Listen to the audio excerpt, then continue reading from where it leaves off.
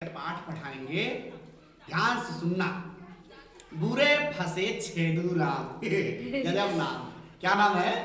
छेदू राम। एक था छेदू राम कठफोड़वा। भूरे रंग के बदन पर बिंदीदार पंख अच्छे लगते थे। छेदू बड़ा ही चुस्त और फुर्तीला था। लंबी नुकीली चोंच से वह पेड़ों में छेद कर देता था। उसका घर सेमल के पेड़ में था। ध्यान सुनना बेटा। छेदू बड़ा घमंडी था। वह किसी से बात नहीं करता था। कभी कोई पक्षी पास आ जाता तो उस पर झपट पड़ता था। कभी कभी तो नुकीली चोंच भी उसे गड़ा देता था। पक्षी उससे बहुत डरते थे। एक दिन वह सेमल के पेड़ से कटहल के पेड़ पर आ बैठा। अपने पंख ठीक किए, कलगी ठीक की, चोंच को दाएं बाएं से देखा, खुदाई के लायक है या नहीं। उसके बाद वह तने से सट गया और कुट कुट कुट कुट कुट कुट करता हुआ अपने काम में लग गया। आज छेदू से गलती हो गई। कटहल के फल भी तने से सटे होते हैं। वह फल को तना समझकर एक कच्चे कटहल पर खुदाई करने लग गया। थोड़ी देर में कटहल की गोंद से उसकी चोंच अंदर ही चिपक गई। जब चिपक गई तो उसने निकालने की बड़ी कोशिश की, पर सब बेकार।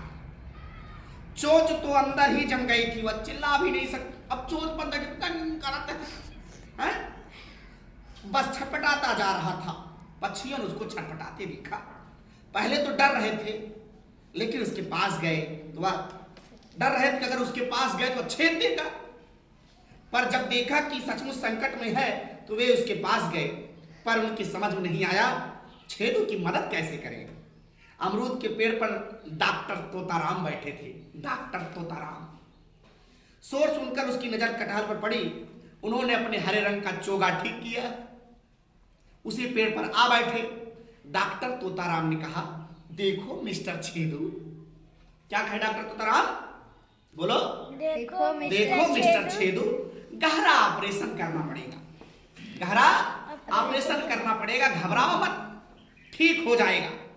ऑपरेशन का नाम सुनकर छेदू राम कांपने लगे। बोल ही नहीं सकता था, आंसू बहाने लगा। डॉक्टर ने कहा, अरे तुम्हारा ऑपरेशन नहीं करूंगा छेदू, बस तुम देखते जाओ। डॉक्टर तोताराम अपना क्लिनिक लेकर कटहल के पेड़ पर ही आ गए। क्लिनिक लेकर कटहल के पेड़ पर ही आ गए। उन्होंने छेदू की चोंच के आसपास कटहल के फल को कुरेदना शुरू किया। बीच बीच में मोर अपने पंखों से डॉक्टर की चोंच को पोंछ देता, कहीं वह भी चिपक न जाए। आधे घंटे के ऑपरेशन के बाद चोंच के दोनों ओर 5 सेंटीमीटर गड्ढा हो गया। कितना? 5 सेंटीमीटर गड्ढा हो गया। डॉक्टर ने कहा, अब धीरे धीरे अपनी चोंच बाहर खींचो। हाँ, अब जोर से खींचो। छेदू ने जोर लगाया तो झटके से चोंच निकल गई, पर अभी भी खुलती ना थी। कटहल की गोंद से जम गई थी। डॉक्टर ने अपनी नर्स कौवी नर्स कौन थी? कौवी से कहा, इसकी चोंच साफ करो। कौवी ने धीरे धीरे चोंच में लगी गोंद साफ की और थोड़ी ही देर में कठफोड़वे का मुंह खुल गया। डॉक्टर ने कहा, देखो छेदू राम, अगर आज तुम्हारी चोंच हम लोग ना निकालते तो क्या होता। छेदू ने सबको धन्यवाद दिया और कसम खाई, आज के बाद वह किसी को चोंच नहीं मारेगा।